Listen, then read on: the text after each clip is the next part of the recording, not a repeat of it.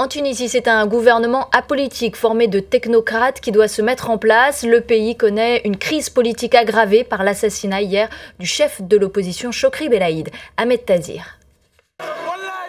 La police a déployé aujourd'hui un important dispositif de sécurité dans la capitale tunisienne au lendemain de l'assassinat de Chokri Belaïd, figure de l'opposition.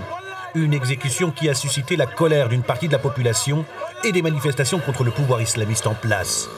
Aussitôt, le Premier ministre issu de ce même parti islamiste, Nahda, a tenté d'apaiser la situation lors d'une déclaration solennelle. J'ai décidé de former un gouvernement de compétences nationales sans appartenance politique qui aura un mandat limité à la gestion des affaires du pays jusqu'à la tenue d'élections dans les plus brefs délais. Quelques heures plus tard, le parti islamiste Nahda a refusé la proposition du Premier ministre tunisien. Pas question pour lui de dissoudre le gouvernement afin de mettre en place un cabinet de technocrates sans couleur politique. Et voilà la Tunisie replongée dans l'instabilité 2 ans après son printemps de jasmin.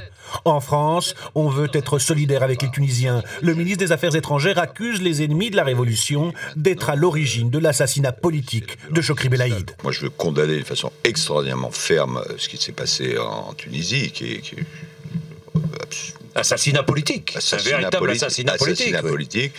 Apporter mon soutien et le soutien de la France à ceux qui veulent faire arrêter la violence et dire qu'on ne peut pas laisser se développer l'obscurantisme et la violence. Donc les Tunisiens, ce sont nos amis, nos frères, nos cousins.